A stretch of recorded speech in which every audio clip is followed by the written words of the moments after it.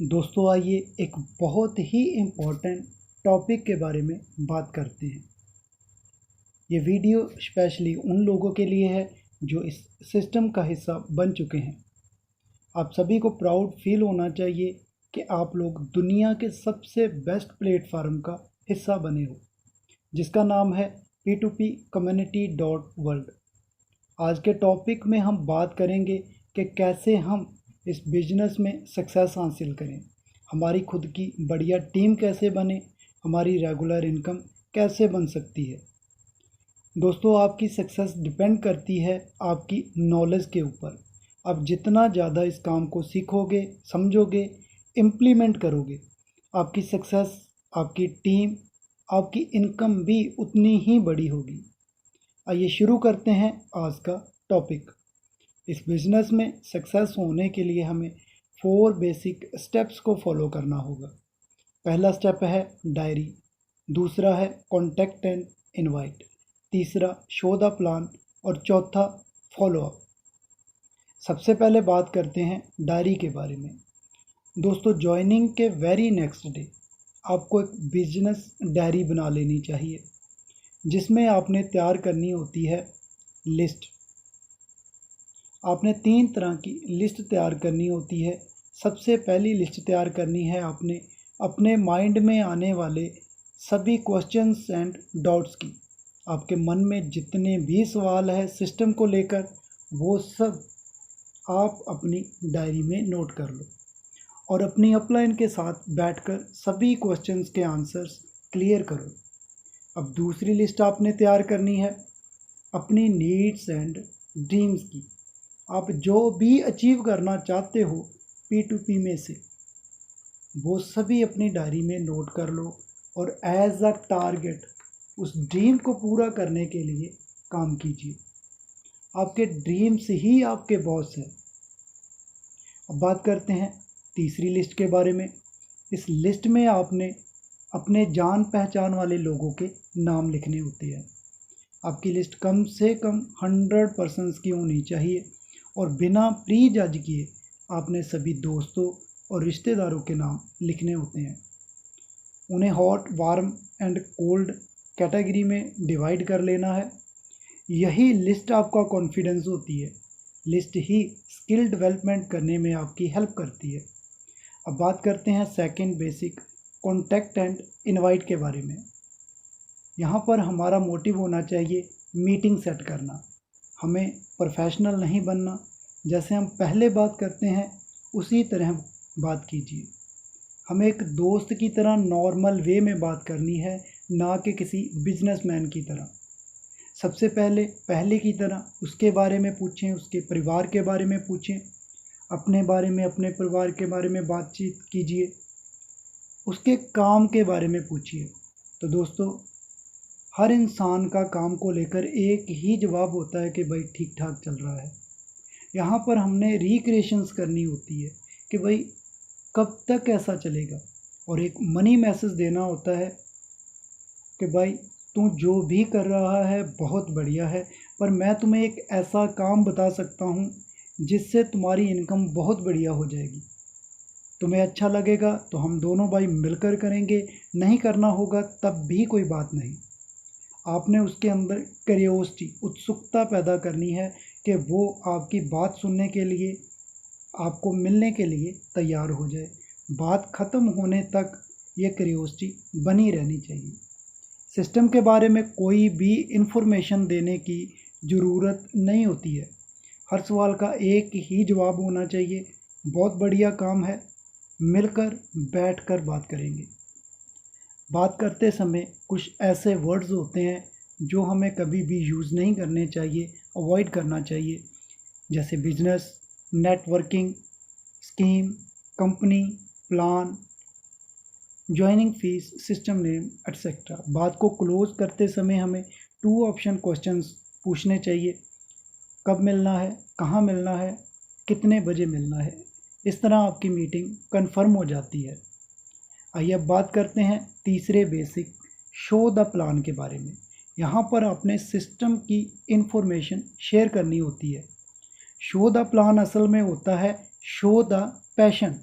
आपने अपना confidence show करना होता है। प्लान शो करते समय कुछ बातों का ध्यान रखना चाहिए।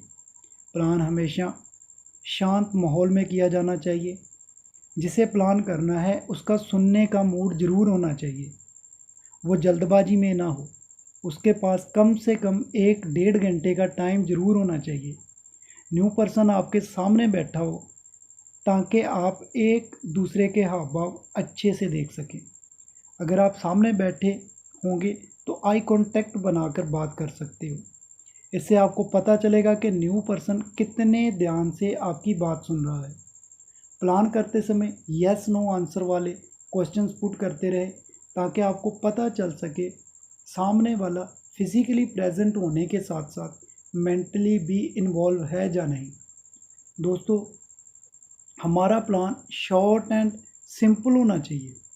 प्लान को कभी भी एक्सप्लेन करने की ज़रूरत नहीं होती है।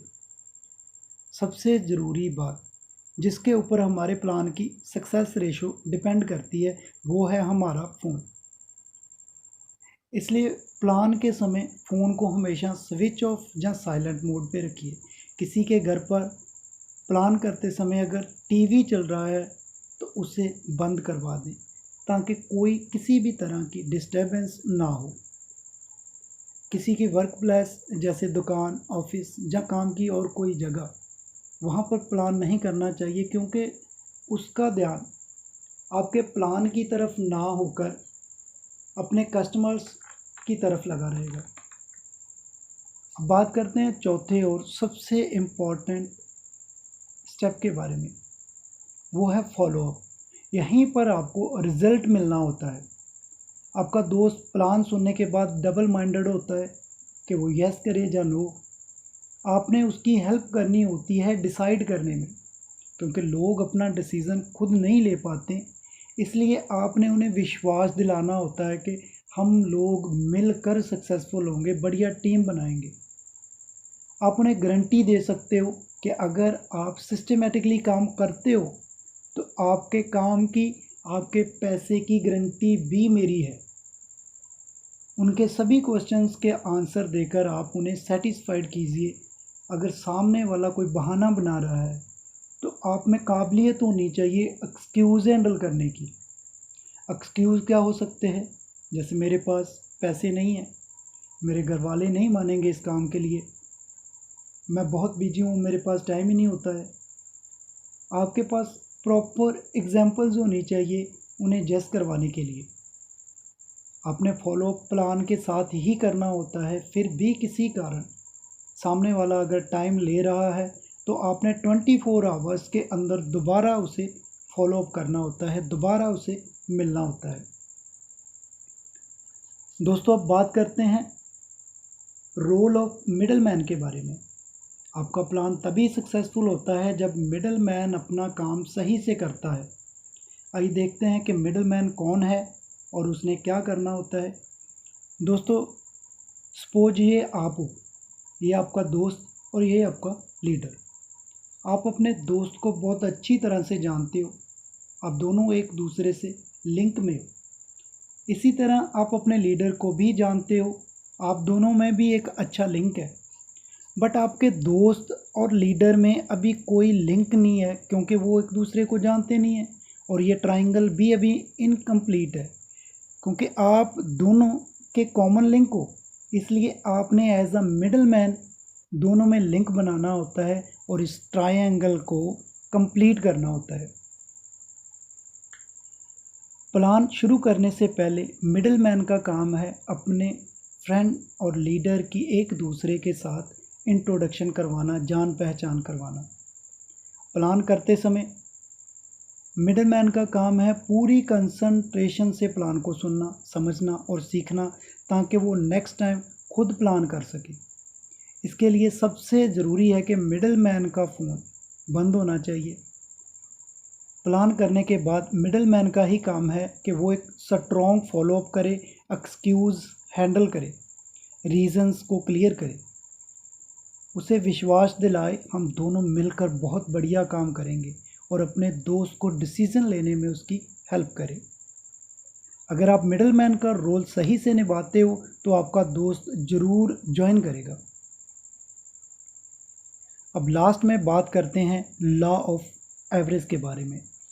दोस्तों, जैसे सभी डॉक्टर्स नहीं बन सकते हैं, सभी टीचर्स नहीं बन सकते, सभी इंजीनियर नहीं बन सकते, उसी तरह सभी नेटवर्कर्स भी नहीं बन सकते हैं।